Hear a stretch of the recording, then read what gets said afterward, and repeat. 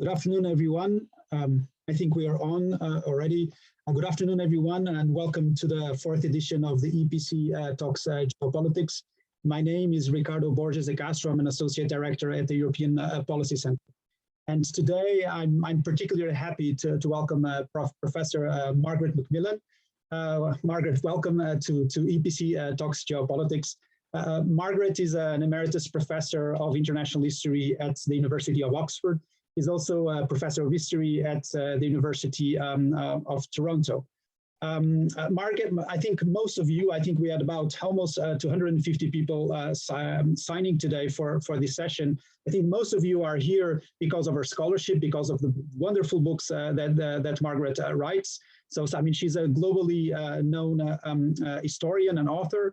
I mean, of the many books that she has written, you know, from Woman of the Raj to Paris 1919, to Nixon and Mao, the week that changed the world, the uses and abuses of history, the war that ended peace, which is sort of the seminal, I think, work on the First World War, or the events that led to the First World War. But also history's people, and more recently, war, how conflict shaped it. So this was the last book that Margaret has published. But Margaret also, on top of all of this, Margaret was also the warden of St. Anthony's. And then, if you allow me here, a personal note, you and Margaret.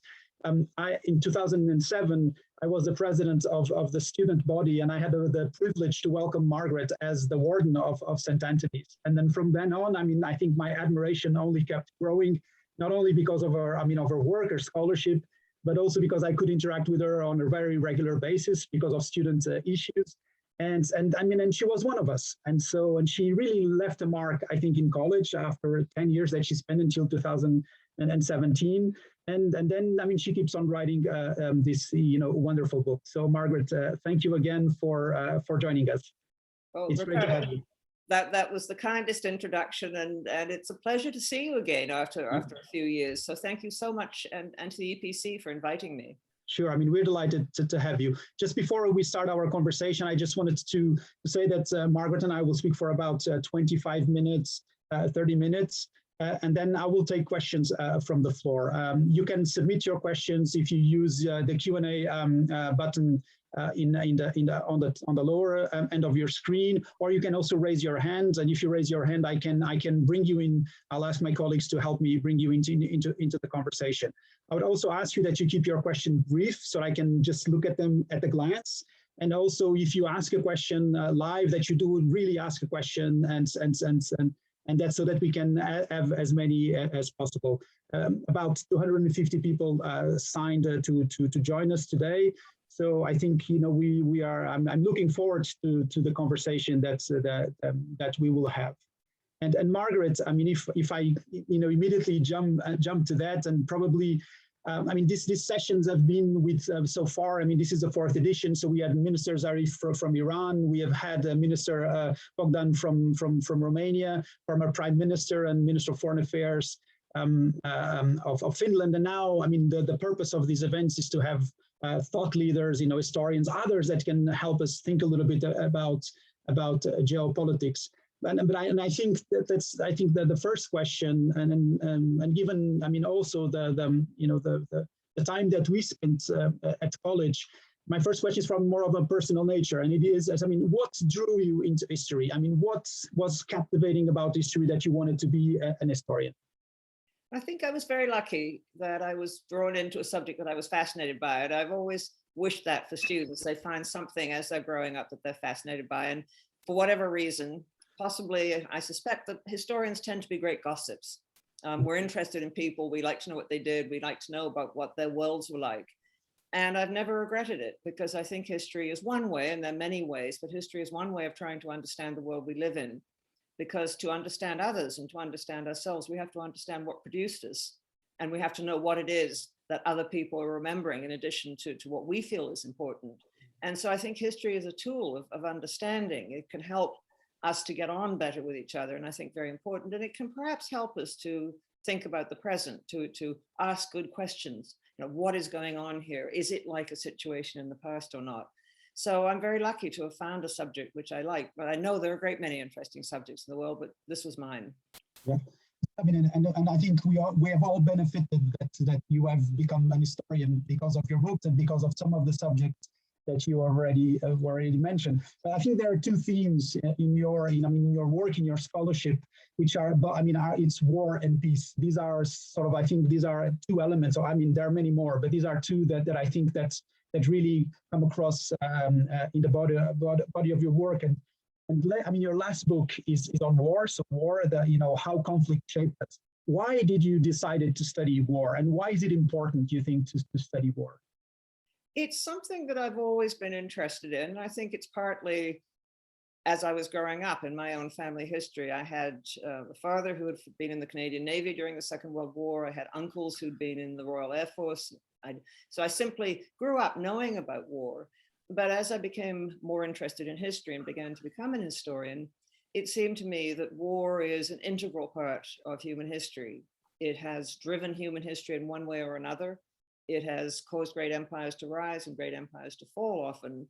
And so I think we can't really understand a great deal of human history unless we know something about war.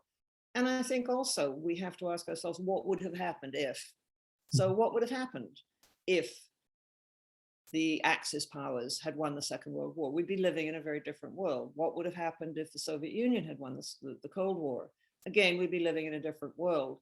And so much of our history and so many of our institutions and our values and our ideas have been shaped or affected by wars. And so it simply was something that I thought was a very important part of history. Thank you. I mean, I think we will come to some of these subjects also when we speak about the EU a little bit later, because the EU as a project of peace was probably also a consequence of war, right? And so, yeah. And so we will speak a little bit about that. But I mean, in your new book, in War, How Conflict Shaped Us, you speak about the paradoxes of war, and I wanted to explore that a little bit. I mean, how some are fascinated, others dread it. I mean, I personally I've never experienced war firsthand. People in my family, my great-grandfather was I think the last person, the only person that actually was in 1917 was a doctor in France. He was in Calais or Paris Plage, so he was not even in in the front. But it's how, I mean, this paradox, it's destructive. But it's also transformative. So I mean, tell us a little bit about these things that you found about studying war. Well, I think the word paradox is a good one, and I'm glad you used it, because war is a complicated subject, and I think our attitudes towards it are also complicated. So, for example, we have to accept that war can bring about social change or bring about advances in science and technology. Not that we would choose to do them that way, but war can sometimes bring unintended benefits. Number of economic historians, among them Thomas Piketty, for example, have argued that one of the impacts of the two world wars, which of course had a huge impact on the world and on the societies that were caught up in those great wars, was to bring greater social equality. And the British welfare state grew out of the Second World War, out of a recognition that the British government had an obligation to the people of Great Britain who had contributed so much to the war effort. And so that's one of the paradoxes. It's an uncomfortable thing, and it's not to defend war, but it's simply to say that it does sometimes have consequences which can be good for societies. The improvement of education in the United States, the vast amounts that went into building research capacity at American universities were very much a product of the Cold War.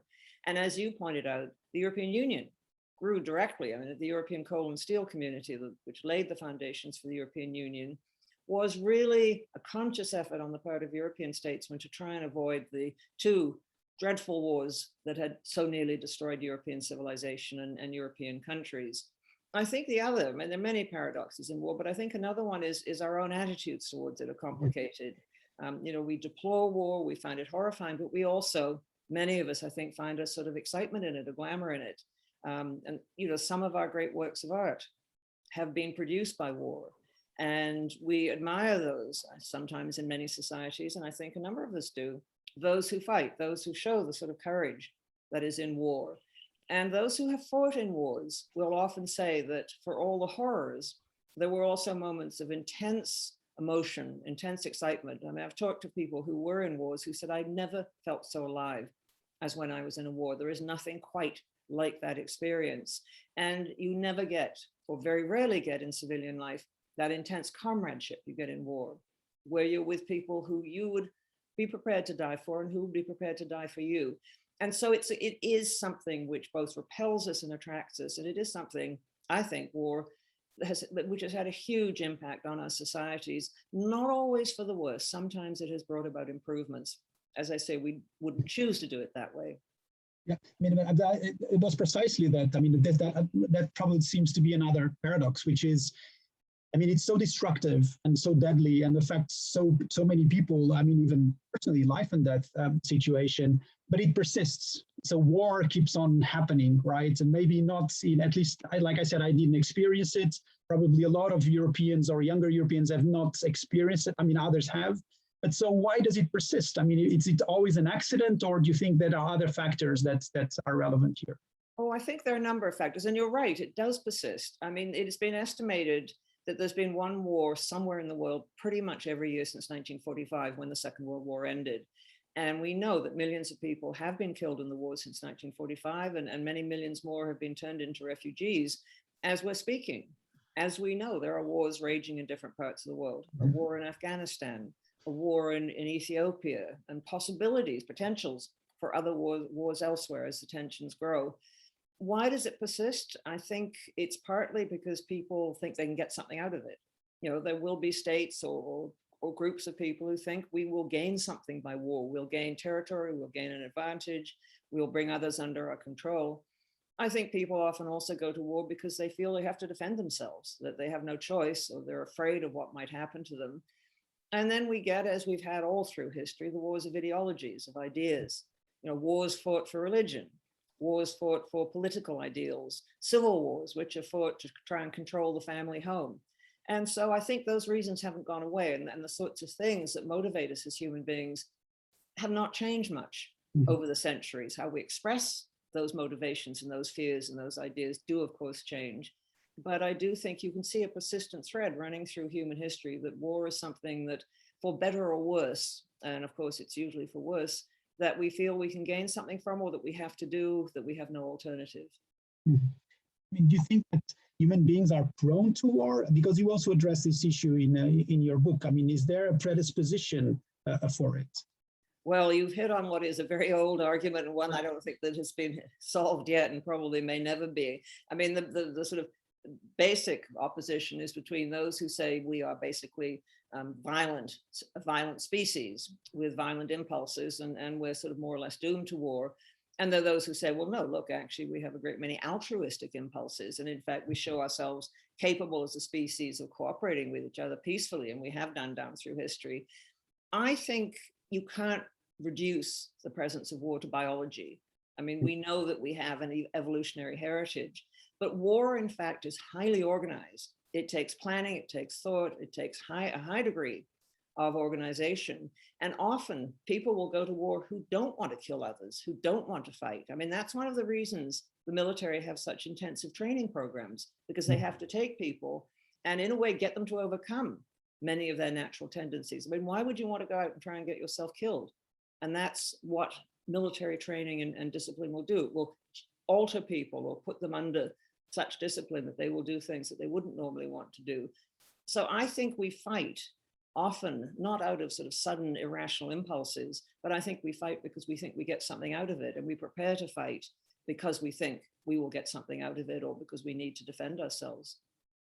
And you think, I mean, from listening to you, it seems that we should not, you know, let's say, as if you want to do a little bit of anticipation, if you want to look ahead, we should not exclude war from our, let's say, from scenarios or from possibilities, at least.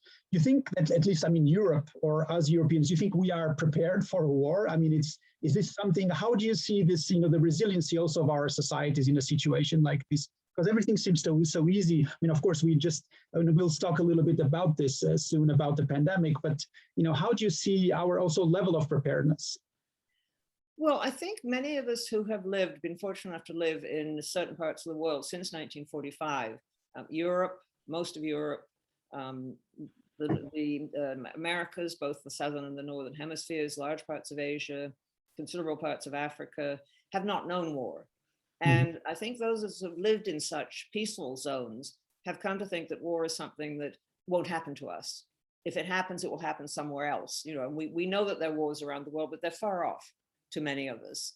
And I think that is possibly a dangerous attitude. I think many societies have moved beyond wanting to make war and wanting to see their young people killed in war.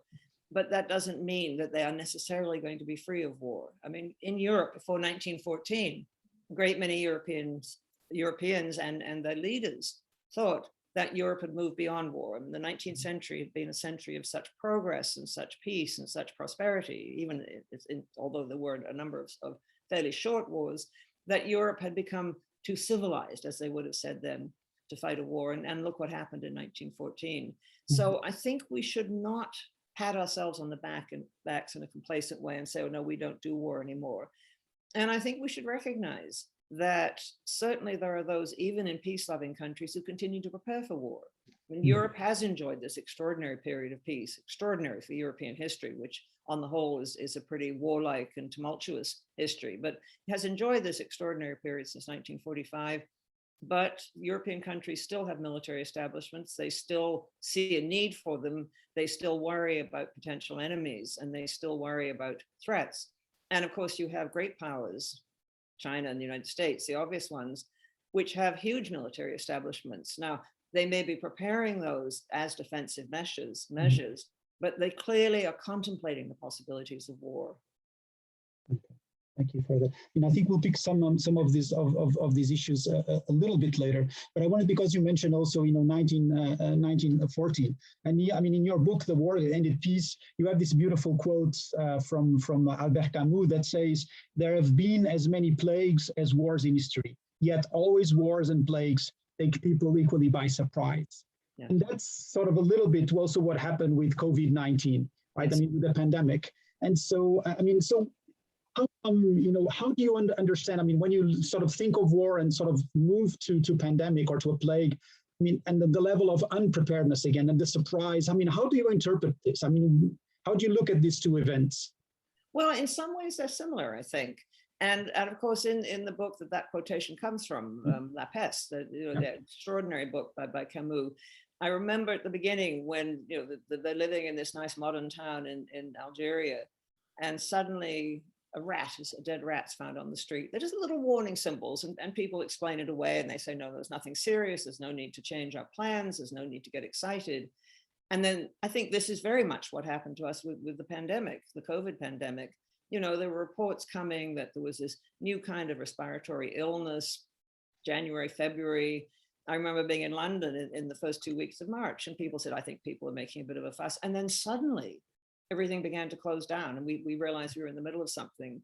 And I think the analogy with war is often quite good. There can be warning signals, but we don't always pick them up. And I think before the First World War, for example, there were warning signals in Europe that the situation was getting more tense, that the old concert of Europe was breaking down, that European powers were regarding each other with increasing suspicion, that there was an arms race. And I think people didn't join the dots, perhaps, as you'd say. They said, well, there are a few worrying things, but don't worry, we will get through it. And I think we can often be taken by surprise. And what can be surprising, I think, is often how quickly we can fall into these situations. I mean, I think the outbreak of the pandemic is a very good example. It only took about 5 weeks for Europe in 1914 to go from that prolonged period of peace and progress into the Great War. And I mean, but then, so if we move towards the end, I mean, in a sense, I think on several occasions in the books that you write, you mention 6 months that changed the world, 6 days that changed the world, when Nixon visits Mao, or Paris 1919, the pandemic. I mean, is this comparable? Can a pandemic, in your view, or COVID-19, can have sort of similar effects in terms of transformative effects as we were just speaking about wars? Or do you think that this is, sorry, go ahead. No, I think, well, my titles, those were my publisher's choices. Yes, so, okay. They're good titles, huh? They're good titles. Well, they like the months that changed, the week that changed. I was a bit worried in my last book, they'd say the 6 days that changed the world, but luckily, that it was already taken care of with creation, so they didn't use that one. I think sometimes great upheavals can bring, well, they can bring enormous changes to societies. And I would classify revolutions, of course, like that, natural disasters, explosions of volcanoes, for example, can bring huge economic and changes to people, and pandemics can do the same. I think we're all still wondering at the moment how much our societies will be changed, both domestic societies, but also the international order will be changed by the pandemic.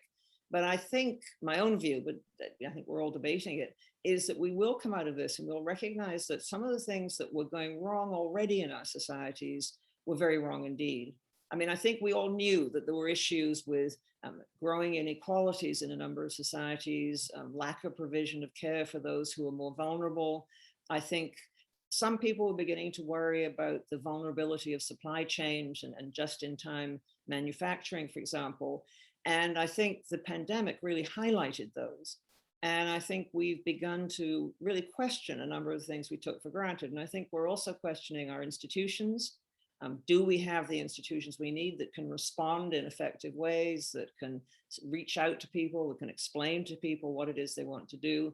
And do we have an international system that can deal with a pandemic? Because one of the really discouraging things that has happened is the nationalism, national hoarding of vaccines, competition for scarce resources, which is so short-sighted because, as we know, viruses do not respect borders. And until we're all healthy, the pandemic is going to last, and when we're all going to be in rich or poor countries at risk. And I think the pandemic has shown up very real weaknesses in the international order and the dangers of this sort of national competition. And so what I'm hoping is that we will take and have taken this time to reflect on what we might do better and where our vulnerabilities are and where the inadequacies and often failings in our own societies are.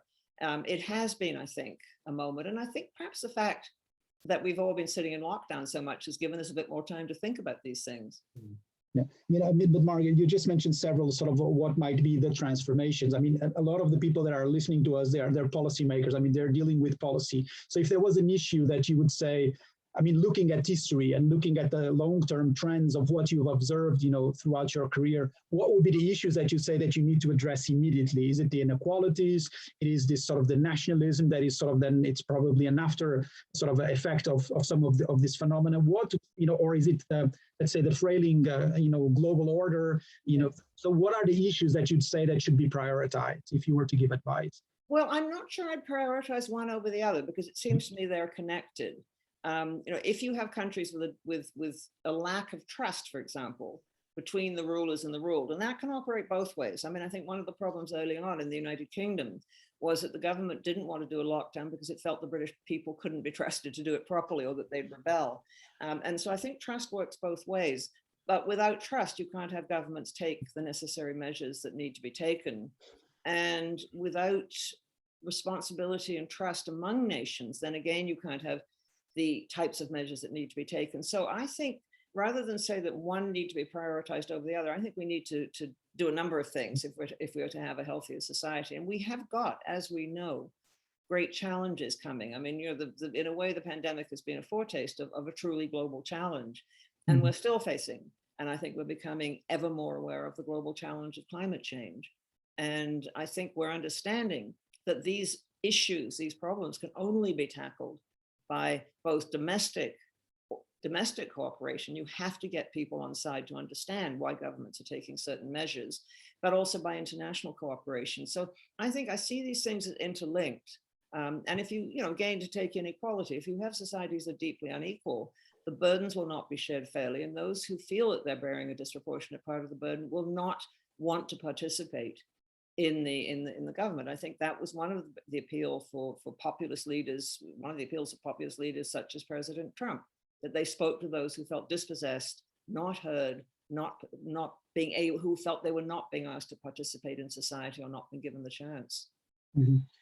I'm glad that you bring these issues also that to do sort of, let's say, with the global order and the way things are evolving. And I think, I mean, one of the issues that the pandemic has at least sharpened is because it was something that was coming from before, is the rivalry between China and the US. And you also, I mean, you wrote about the seminal moment and when, again, history changes because Nixon goes to China.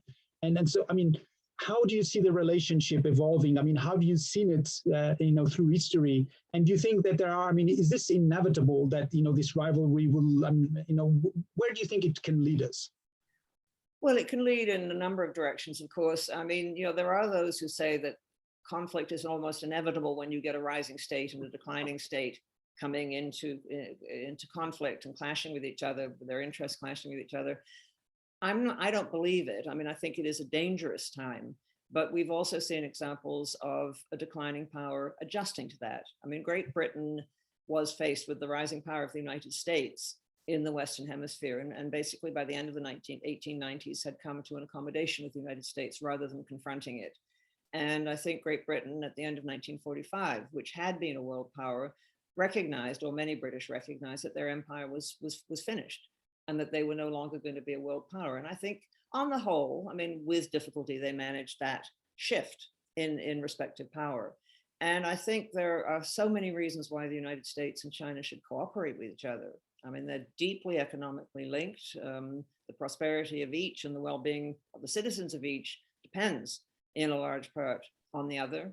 They should be able to work out, we hope, an understanding for the areas where their interests come up against each other. But what worries me, and I think worries a lot of people, is that at the same time you get those who say, oh, they're bound to fight. And you get policymakers, or certainly those close to policymakers in both Beijing and Washington, talking about the coming war. I mean, the Council on Foreign Relations brought out a report saying how to avoid the coming war with China, which is quite frankly very worrying. Mm-hmm. Because once you begin to accept that a war is likely or even a possibility, then you begin, I think, to behave in ways that may bring that even closer. Mm-hmm. I mean, and in this context, I mean, what do you think could be the role, I mean, of the EU? I mean, we just spoke briefly earlier on about the EU. I mean, it's a project of peace. It's a system of laws. I mean, it prefers order and peace and all of these, these sort of these elements. How do you see, the role of Europe in this, or the European Union in this context? Well, I think, again, it's to be seen. And I think there are two, at least, possible ways that Europe could go. I mean, the ambitions of those who created the European Union and who have sustained it was to see Europe having a common foreign and defense policy, seeing it as a third power grouping in the world, playing a very important part.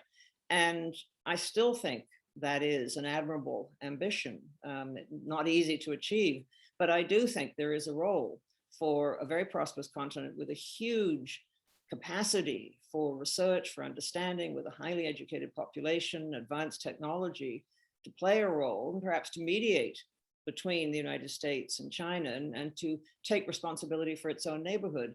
But the other problem, or the other possibility, is that isn't going to happen because of the internal divisions within Europe. Mm-hmm. And I think those divisions are partly in the democratic deficit, that too many Europeans feel that there's a remote government in Brussels, which they don't have a say in, whether or not that perception is right. But I do think that that's a concern. And also, I think because you have within Europe, and it's not just the European Union, of course, but the European Union is one of the most visible examples and structures of European unity, but you have countries within Europe which don't share the prevailing values of Europe, which defy them. I mean, I'm thinking of Hungary, for example, which is moving in the direction, as they say themselves, their prime minister says himself, of illiberal democracy.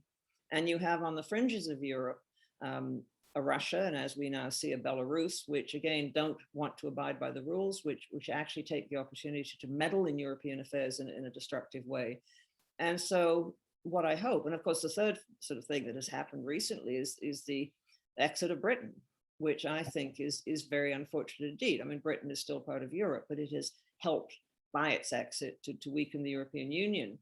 And so I think the possibilities before Europe are to move towards a greater shared voice and a greater common role in the world, and an important role, or perhaps to begin to disintegrate, which would be very, very, I think, unfortunate indeed. I just wonder because it's tails well with what you're just saying. I mean, there's a question from Jim Close. He's a former fonctionnaire of the European Council, of the EU institutions for many years, and he asks, is the EU, because it's an experiment, at peace, at a disadvantage because it's living in such a brutal world where others did not follow the steps that we did to what we normally say here is that we no longer solve our disputes in the battlefield, we do them around the table. So this thing of coming around the table to solve, are we at a disadvantage because we have this project like this? Yeah, well, I don't think so, because it seems to me that Europe has a huge moral authority, that it shows that it is possible to move beyond war, and for countries which were enemies to work and live and cooperate peacefully with each other. And there are other examples in the world. I mean, the ASEAN nations have not built as interlocking a system as the European Union has built, but they have managed to work with each other, and they have a forum in which they settle their disputes. Latin America has managed quite successfully, at least at the international level, to avoid going to war. I mean, a number of Latin American countries have had punitive civil wars, but the Latin American continent, so both actually North and South America, have had long periods of peace. And so I think there are examples, certainly the European Union is the most developed example of countries of different national interests, yet working together and beginning to build supranational structures. You're seeing the same thing in West Africa. And so I think the possibility is there. But I think you cannot, no power grouping can afford to let its defenses down. Unfortunately, in the world in which we live, we still have powers that will use military means, will still use the threat of force. And as long as they exist, and they do exist, then I think even the peaceful parts of the world are going to have to keep their defenses up. I think the Scandinavian countries understand this very well. I mean, Sweden has gone for neutrality, but it doesn't mean that it doesn't prepare to defend itself. Mm-hmm. Thank you, Margaret. I'm almost done. We went through, war, the plague, peace or order, and I wanted to, because there's an element in your books that you see that you take a lot of care in understanding the characters or the people that populate, or the leaders that populate your books. And I mean, in the War That Ended Peace, I mean, the closing sentence of your book is beautiful.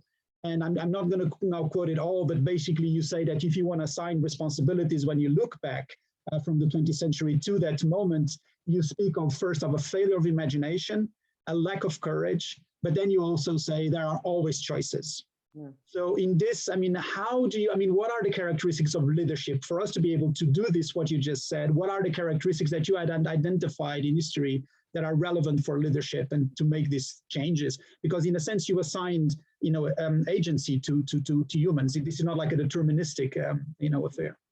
Well, I'd fight against the deterministic idea, partly because I think it means that you accept what comes in a way without struggling against it.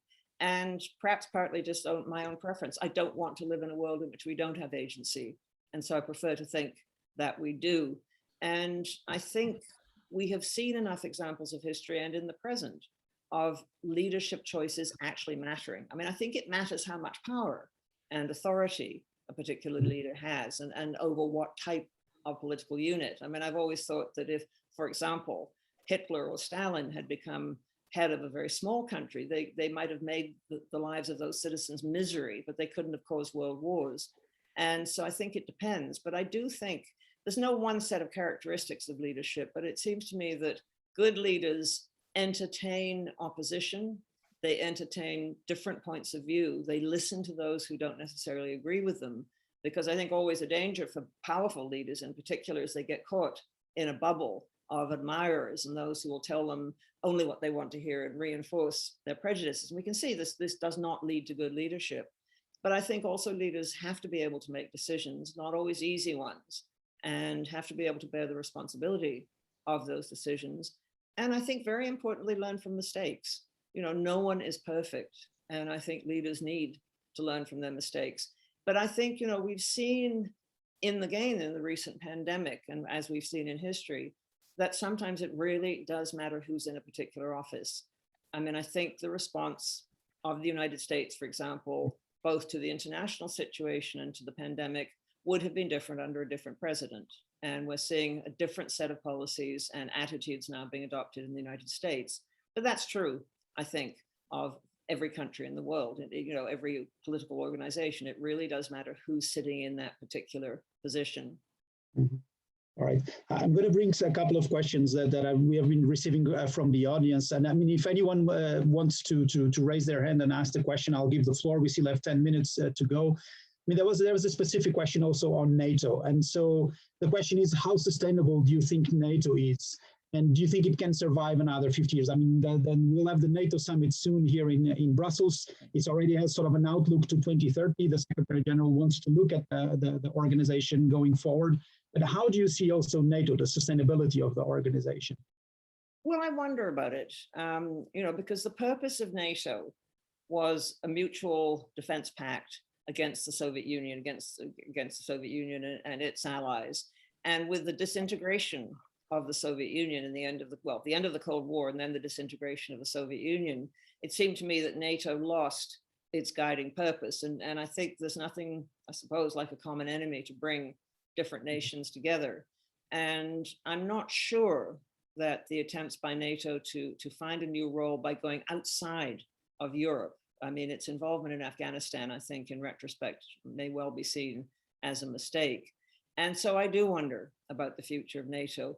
On the other hand, the fact that it exists, and sometimes institutions do adapt to changing circumstances, and they build an experience and knowledge of how to cooperate with each other, which may well sustain them. I mean, it seems to be that what NATO has done very successfully is get the armed forces of different countries, and indeed the statesmen and political leaders of different countries, to work together for common goals. And they also provides a forum where leaders can meet, none of which is unimportant.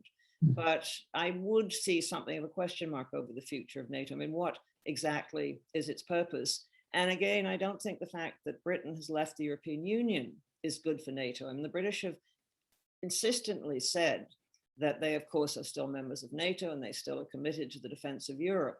But I think there is rightly a suspicion among Europeans of on the continent about just how strong that commitment is. If Britain's prepared to pull out of one aspect, and unfortunately around Brexit, some of the language being used in Britain was very unfortunate indeed. And I think continuing tensions with the European Union are not helping either. So you do have to wonder how that will affect NATO and other things such as intelligence sharing. I mean, I think these are questions. So yes, I can't say historians don't predict the future, but if I were predicting, I'm not sure NATO will be around in its present form in 50 years, but who knows? I mean, now that you just said it, thank you for your answer. This was a question from Maciek Jastrebiec. I mean, I'm sorry that I'm saying this very poorly, the name, but I wanted to mention. But you just mentioned this, that historians don't predict the future. That was another question. I mean, I asked people around, if you had a question to ask Margaret, what would be, and one of the questions that came actually from Canada was, given that historians know so much of the intricacies of the past, why are they not more involved in strategic foresight and in trying to anticipate, not predict, but try to anticipate how the future might evolve? Why do you think is that? I think there are two factors, actually. I mean, sometimes we don't make ourselves very clear. We tend to talk in a professional jargon, which I think can be used to obfuscate rather than to illuminate. And sometimes we shy away from giving very clear policy advice. We say, well, it's rather difficult. We can't, so I think part of the trouble comes from us. But I think, it is also the question of those who are in positions of power or who are making policy to want to talk to us. Mm-hmm. And I think some do. I mean, there's certain statesmen who care a great deal about history and do talk to historians.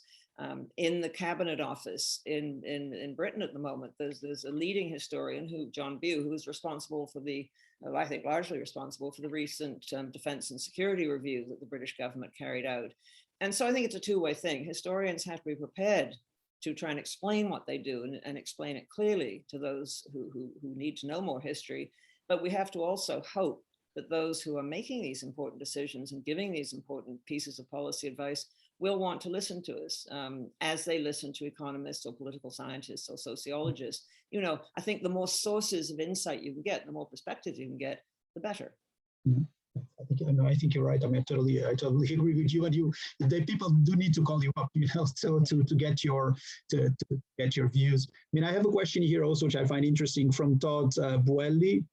and it basically says, would the EU perhaps be stronger in the world stage if it were paradoxically smaller? I mean, maybe without Poland and Hungary. So basically, it's fewer member states, but stronger. Do you think that this would be, is this an interesting proposition? It definitely is an interesting proposition, and certainly something that many Europeans have been saying. I mean, I'm sure this is a debate that goes on in Brussels the whole time. I mean, I think there were reservations about enlargement at the time, but others saw it as a great opportunity. And the problem has become, I think, by enlarging, that it's expanded the range of the complications of Europe's borders. It's brought the EU that much closer, of course, that much closer to Russia.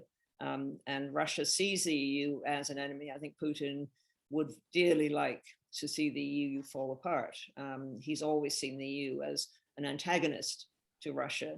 But I think also the problem has clearly become that countries that were admitted to the EU, which at the time accepted the values of the European Union, no longer do so. And I think, of course, Poland and Hungary are very vivid examples of that. And that is a real problem for the EU. If the EU can't maintain this shared values, it begins to lose one of the key things, perhaps the key thing that holds it together. And there's also, thank you, Margaret. There's also a question here on, again, on the transition, let's say a transition of power, you know, from US supremacy to, let's say, a China dominated world. I mean, how likely is that to be, you know, to be a peaceful, let's say, transition? Or, you know, if there's to be war, or let's say a hot war in this relationship, where do you think that this could take place? Well, to begin with, I'm not sure it's inevitable, because I think very little in history is that the United States and China will have a transition at all. I mean, you know, power is something that isn't constant, and it changes, and it depends partly on circumstances within a particular country, partly on the will of the leadership. The United States has a tremendous capacity to renew itself. It renewed itself after Vietnam, for example. It renewed itself after the Great Depression. And so I think those who say the United States is on the downward slope, that's it, it's finished, and China's on the upward slope, are wrong. We simply don't know what's going to happen. I think also, if you look at China, I mean, it's had this extraordinary period of expansion and extraordinary expenditure on things military, but it also has huge internal problems. It has an aging population, it has growing inequalities, deep concerns in China about environmental issues, deep concerns about corruption. So, you know, China too will be facing its own challenges in the next decades. But as far as a hot war goes, I mean, I would, you know, it's not a difficult one to say. The most sensitive spot, I think, is Taiwan and the South China Seas. But, you know, increasingly the Chinese leadership, Xi Jinping has been doing this in particular, are talking about how Taiwan must become part of China again. I mean, they had agreed that it would be postponed and the issue would be postponed, and they now seem to be trying to bring the timetable forward. And what concerns me is that you have American forces and Chinese forces in a fairly confined area, and the possibilities for an accident, a clash, someone bumping into someone, someone shooting down something else, someone sinking something are there. And then, of course, public opinion will take over, and that's unpredictable and can push governments to do things they don't necessarily want to do. Okay. Thank you, Margaret, for that. And I think that we are about 1 minute to go, and I wanted to finish on time because we like to finish on time. So if I can use the privilege of being the moderator of this such an interesting discussion. Actually, I mean, I wanted to ask you, Margaret, for all that you have said, do leaders actually learn from history? I mean, or is history just too heavy? I mean, do they actually learn? You know, is it possible to learn from history, or is it inevitable that some mistakes will be repeated? Oh, I think, look, we're all going to make mistakes. And I don't think we individually learn from history necessarily. But it seems to me those leaders who have a sense of history have the capacity to question what's going on in the present. You know, I'm Winston Churchill, who was a great wartime leader in Britain, did understand history. And I think that made him more effective. And I'm very impressed by the intense interest that President Biden takes in history. Quite recently, he had a sort of evening discussion with historians. And I think that shows an openness of mind and a willingness to entertain different possibilities, which I think is a very good thing. I mean, I just think, again, if you think in personal terms, or if you're the leader of a country, the more you know and the more you can think about things and the more you can get outside your normal ways of thinking, the better. And I think history can help you do that. Okay. before we finish, is there a new book coming, or can you tell us anything about it? Well, I'm working very, very slowly, Okay. and don't tell my publishers, please, on a book on the Allied diplomacy of the Second World War, how the big three powers dealt with each other. Because I find that a very interesting example of countries, Soviet Union, Great Britain, United States, of very different perspectives and how they worked together and how they tried to create the post-war world in which we're still living. So that's what I'm working on. Okay, I really, whenever it comes, I look forward to it. I think, it remains to me first to apologize to all those that had asked questions. There were still a few that I was not able to take. Also, and then I think it also remains to me to thank you, Margaret, for being, so flexible, for being sort of so open to answer all these questions, to give your sense of history, how things have evolved, and for spending, this 45 minutes with us. I think I had a great time. I hope that our listeners also had a very good time. So thank you for that. And then before I close, I just wanted to let everybody know that the next edition of EPC Talks Geopolitics will be on the 9th of June at 10 a.m. With Ms. Radmila Skerinska. She's the Minister of Defense of the Republic of North Macedonia, and she will be speaking with my colleague Corina Stratulat. She's the head of European Politics and Institutions Program. I think this will be again another interesting conversation. And again, Margaret, thank you so much for joining us and for spending this time. And I wish you the best and stay safe. Thank you very much. The same to you, and it's been a great pleasure. Thanks very much. Thank you very much. Thank you. Thank you. Bye-bye, everyone.